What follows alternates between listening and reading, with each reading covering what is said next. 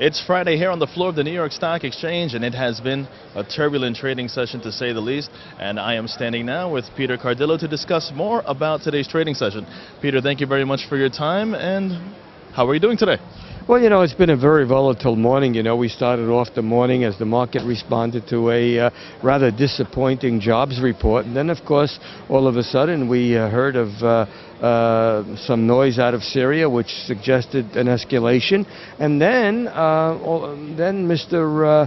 Obama seems to have taken a softened stance. So we had Putin saying one thing, Obama saying another, and as a result of that, we had a very volatile session. The market went from the plus side into the minus side, and now back up on the plus side. All right, let's first focus on Syria. Like you said, Putin, one thing, market drops about triple digits. Obama comes back with a softened sense, and seems to be a softer stance, I should say, and the markets rally.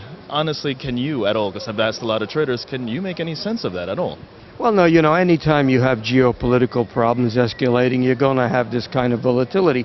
This is nothing new to the market, and I suspect that next week it's going to get worse because we do have the congressional vote on a possible attack, and so we're going to be hearing a lot of noise out of Washington, a lot of noise out of Syria, a lot of noise out of Russia, and generally speaking, if you look at what happened at the G20, I mean, it's still very much divided.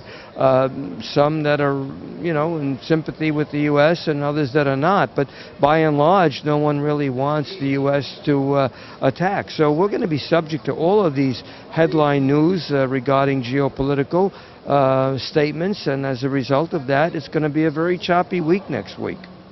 Okay, let's switch focus over to the important jobs figures today, because there's been a lot of investors, myself including, trying to figure out exactly where these numbers came from today, because they were deemed, I view them as being very sad.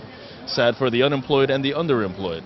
Now my question to you is, with the unemployment rate dropping, which is usually a good thing, but dropping because people are are giving up searching for work, what does that mean for the future of the workforce? Should they continue to give up?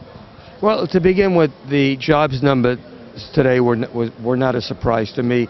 I was looking for a 166,000 new jobs increase, and we got 169.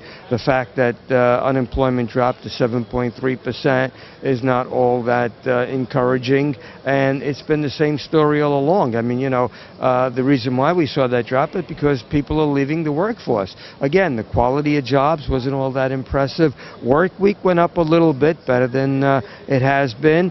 But by and large, the participation is an ugly number. So if you add all of this up, it just suggests one thing, that the Fed, even though we're getting a lot of rhetoric that suggests otherwise, is probably not going to trim this month, and it'll probably happen at the end of the year. So by and large, what we're looking at here is employment that that the labor market it continues to grow, but at a moderate pace. And the reason for that is there's still a lot of uncertainties out there.